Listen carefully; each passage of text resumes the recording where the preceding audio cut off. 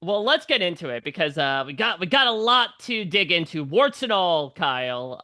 Or maybe it's a callus. I guess to start, I mean, it's got to be this victory. Congratulations, man. I know that it was a decisive one, but I guess the question I want to ask is how decisive was it for you going into everything? Obviously, we'll get into a lot of the things that you made public that was quite private at Final Tribal Council, but once everything happened with the closing statements, what did you think your chances were of taking home the million? Yeah, that's tough. I thought maybe it was like 70%. The jury was Mm. very receptive to me. I was very scared because I did play a under the shadows, in the shadows, undercover sort of game. And it's hard to communicate things. People talk about all the time. You can play an incredible game, but if you can't communicate it to the jury or they're not receptive, then it can blow back in your face. I felt strong. I felt strongly that I deserved the win, but I was also with two other people sitting there who played a great game as well. So it was hard, but it was intentional, and I'm proud that the jury was receptive. Were there any jury votes one way or the other that surprised you when everything came in? Yeah, it was tough for me. They didn't show a lot of the relationships that I had with a lot of the jury members. There's only Mm. so much time. We all have so many relationships. Cedric and I got very close in the short amount of time we were together. Chrissy and I had to write her name down. David probably surprised me the most because David and I had a very, very close relationship on that island.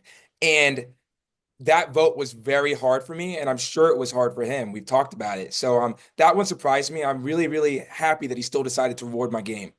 Yeah, so let's get into this final tribal council because, to your point, you came in knowing that you had to shine a light on some of the stuff that you were doing in the shadows. And it looked certainly from our perspective like all of us, probably including yourself, were just waiting for this Shaheen little tidbit to come in here to undermine Joe and Eva. That was the entire tension behind the move in the first place.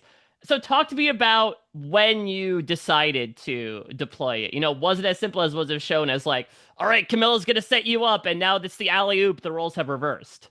Yeah, well, I mean, it's tough. It goes back to the beginning of the merge for me. Mm. I'll be completely honest with you. I got to the merge. I had just played an idol. I had convinced people to let me still be in the majority alliance, and I just won the first challenge of the season. I was the first person to get merged. So I really was like, I just want to sit back and get to the end. But as the game progresses, I got past the Caleb point. And then I'm starting to get into Omer, Ricard, Jesse point. And then I get past that. And now I'm like, I need to explain my game. I'm the Caleb Austin archetype. And I'm like, I know I'm proud of the game that I played. I think I deserve to win, but I need one more thing to show the jury. I need something concrete, evidence. I'll put my lawyer hat on. And that's what that was. And Shaheen and I were very close too. So that was an incredibly hard vote. But at that point, I knew I was going for it and I was going to give them one last thing to I wasn't leaving anything to chance. I deserved to win the game, and that was my move to sort of give it to them to reward me. Well, what I was so intrigued by with following your journey was obviously this incredibly open balance you had between strategic and personal. And again, you kept a lot of things very private in this game. Obviously, we'll get into the strategic side with Camilla, but even details like your lawyer career or, your past incarcerations. What I found so intriguing was that there were a couple moments this season where you would reveal these pieces of information on a one-on-one basis, right? You would sit down with Joe and talk about your past. You talked to Camilla about being a lawyer before day 26. Divulging those pieces of information to you in the moment, was that more strategic or more personal? Entirely personal, if I'm being completely honest. There was a conversation that was shown on Nuvula between Joe Shaheen and Camilla that was really powerful. I didn't share much in that moment because I didn't think it was my time, but Joe and I had a very close relationship on that island. Again, only 90 minutes, so you can only show so much, but we had a lot of conversations about race at length, what it's like to Mm. be a black man in America, to be completely frank with you. His dad was incarcerated, and we had talked about that. And so it was really nice for me to be able to share that with him. And I'm glad that I did. The lawyer piece with Camilla, that was strategic, actually. That was Okay. shown as an emotional moment. But I had just kicked out Mary, I had just kicked out Star. All of us did, not just me. I'm not going to own that myself. But every single one of the people that was going out of the game told me, "You're giving it to Joe. You're giving it to Joe." And I'm like, how can it be when I just played the idol, trick people to be in the majority alliance? Like, is nobody seeing this? And I asked Camilla, and honestly, a moment of weakness. Um, I was like, does it move the needle with you in regards to me versus Joe if you know that I'm a lawyer? Does it mean anything?" And Camilla was like, "Whatever." Like, she was like, "It's okay." But that was strategic. Camilla and I were constantly thinking about what equity do we have? Do I have a chance of winning this game? And to hear that somebody else has a better chance than you when they're leaving the game over and over and over again, it was kind of getting in my head. But I trusted myself. I was proud of the game that I played, and I wanted to represent myself against the biggest threat in the game. And that's what I did. Yeah, talk to me more about that because, it seems like you have, to your credit about your maneuvering and positioning, myriad opportunities to maybe pull the trigger on a Joe and an Eva. Talk to me through your logic as to why you decided to keep them through to day 26. Was it as simple as, I know I can beat them in the end, or was it more of what you were saying of like, to be the best, you got to beat the best? Yeah, it's funny because I had that confessional about like Survivor being a game that you win in the margins, Yeah. and I think that it is. I think that my game was nuanced. In real life, my family members and friends accused me of being emotionally unavailable. Yet somehow I was the most emotional guy on that island. But emotion and strategy overlap for me every single day out there. Um, Again, I went into the merge just playing an idol. We hadn't seen Rachel's season. I think in my mind, I'm the first successful idol play of the season. I have now tricked everybody into believing that it was completely coincidental. Camille and I aren't working together. I'm in the majority alliance and I win challenges. Yet nobody was talking about me. So at that point, I thought maybe I could get to the end of the game without having to do anything and complete my case. At the same time, you have to continue to do things. That are hard emotionally. I played the middle very, very hard. I was in the majority alliance, but everybody in the minority also thought that I was with them. And the way that I kind of viewed my role was like, I told everybody to get in the Trojan horse, and I'm like, it's coming, it's coming, it's coming. But I'd like slowly open the door. And I'd be like, maybe tomorrow, because I kind of liked the position that I was in. Maybe it's because I'm non-confrontational, or maybe it's because I thought that's the best way for me to win the game. I left my options open all the way to the very end, and I'm proud of it. Yeah, so one of those major options was Camilla. And I would love to hear from you sort of what was the secret to the success of keeping it underground for so long? And I guess on the contrary, what has sort of been your response to these jurors coming out in their interviews and saying, "Oh, I actually knew that they were working really closely together. It just benefited my game, which is why I didn't rat it out." There's two ways to think about it, right? Like if I'm talking to you in reality, Camilla and I didn't even know we were working together sometimes. As I mentioned, David was my number one, but Camilla and I developed this relationship on New Vula where we had to like do this incredible thing and keep it undercover that we were like, oh wow, we work really well together. Camilla and I talked for 30 to 45 seconds a day, if that. Camilla would go in the woods and I would like sprint around and come around and talk to her, bing, bang, boom. She's my work wife. We were incredibly efficient out there. So if people say that they saw us talking out there, good for them. I barely saw myself talking to her, but I mean, I guess to humor your hypothetical, if Mm. people knew about Camilla and I's relationship, what the hell are you doing? Like, like, okay, again, like this guy played the idol. He's in the majority alliance. He's winning challenges and he has a secret number one and you know about it. Vote me out. I guess. I don't know, not to be like coy or anything, but it's a pretty interesting hypothetical, I guess. Yeah, so you talked about negotiating this relationship with the jurors, and again, maybe one of the reasons why you continue to go with the majority is because you do get to a certain point that you vocalize to us of like, oh man, I'm fearing that the jury's going to be a little ticked off at the fact that I'm making relationships with them. So you decide at that point, like, essentially, not to say you were closing off options because again, that was your MO, but you said this is where I'm drawing the line. I'm done betraying people's trust. Clarify a little bit more what that means and what made you come to that conclusion. Yeah, so it starts with the first juror. Cedric and I developed a relationship. I really enjoy Cedric, and I fully planned to kind of work with him moving through the game. I wanted to keep every single door open. That was my game plan. And he trusted me a lot at that split tribal. And he was the first person with the jury. He looked directly at me, said something about his daughter Claire, and then he went home and he looked pissed.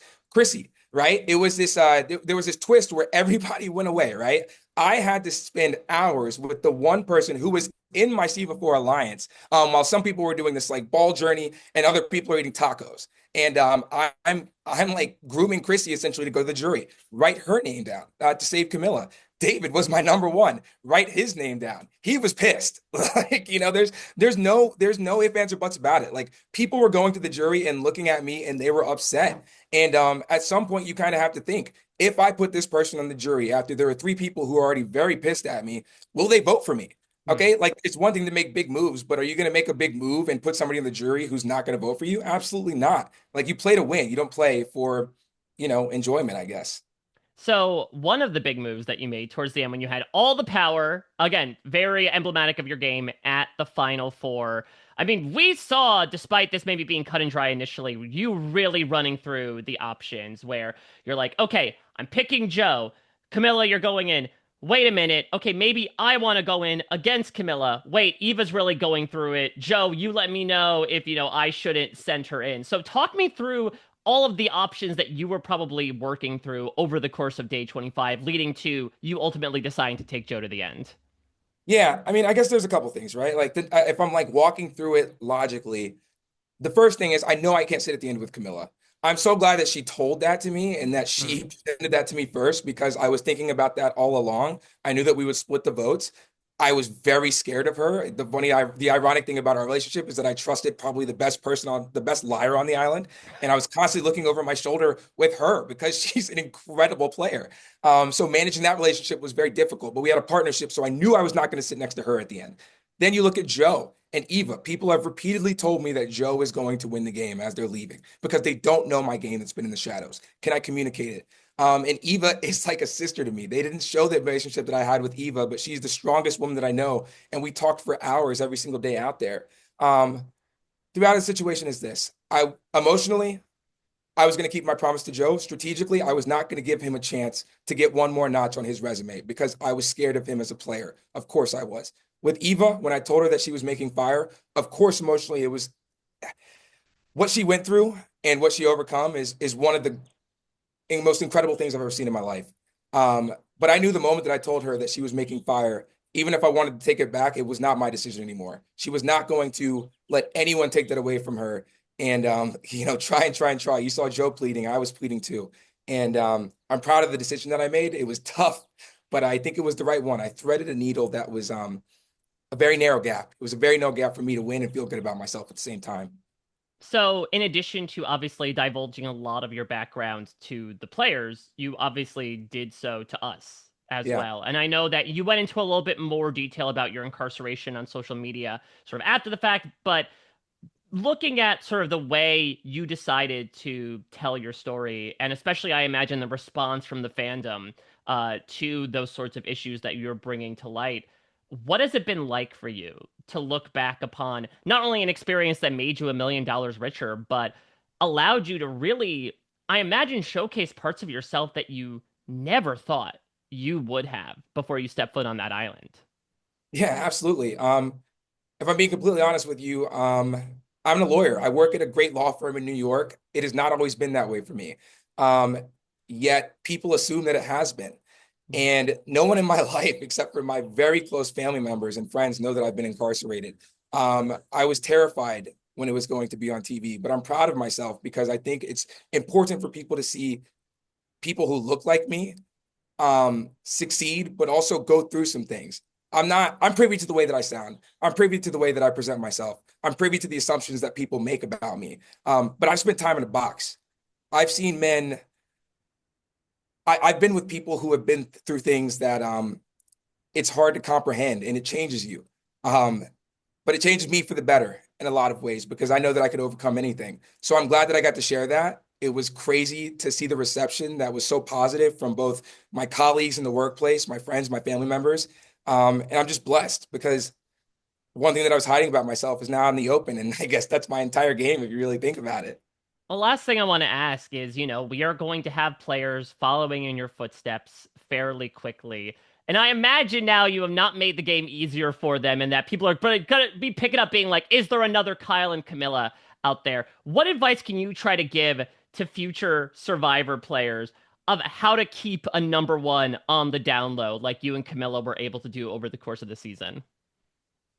You know what? You got to work for it first off. If I'm being like real, you really, again, I was sprinting through the woods. If I got a chance with Camilla, it was like the most important conversation I was going to have. You saw literally probably 90% of the conversations I had with her, and you saw like 15% of the ones that I had with everyone else on that island.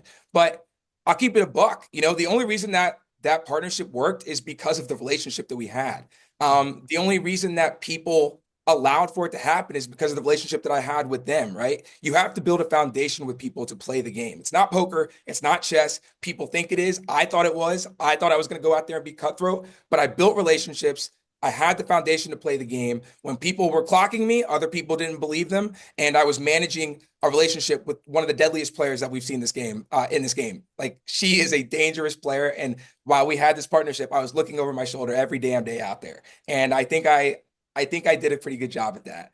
Well, listen, I know that it was an experience that I imagine defied your expectations in so many ways. You know, from that first day, I imagine any predictions you had got smashed like that jar, and you had to learn how to adapt and rebuild, and it culminated in this incredibly impressive game. You know, you're caked up, but you had your cake and ate it too when it came to being able to not only win this game, but do so in a way that felt so personally fulfilling. And it's just been such a great opportunity to follow you, man. You know, you were the first person I got to sit down with out there, and I cannot imagine what was going through your head in that moment. But I'm so thrilled that we get the chance to talk now after you played so impressively and walked away with the win, while also being able to make these lifelong relationships and get to showcase, to your point, a side of yourself that you never truly expected to millions of people. So um congratulations would be an understatement. Like I can tell this has been an absolutely life-changing experience for you in so many ways, and I am just happy along with the fans to be along for the ride in this life-changing experience. Thank you, Mike. I think I've ranted to you in person about how much I appreciate your journalism and how fair and cool you are and knowledgeable. So I won't do that here, but I just want to say I really appreciate it, and it's been such a pleasure talking to you. And I can't believe I even get to talk to you. This is incredible. Well, this def Thank oh, you. oh my God, yes, the pleasure is all mine, and this will definitely will not be the last time that we're talking, man. But for now, I wish you and Maggie nothing but the best. I cannot wait to see what happens next for you, Kyle. It's gonna be nothing but bright prospects. And thank you, as always, for your candor, for your honesty, for your openness. This has been an absolute pleasure, a delight, sir. Thank you again. Thank you so much, Mike. I really do truly appreciate it. Yeah, of Let's course. Yeah, let's go. Have a good one, man. Thanks again. you too. Bye.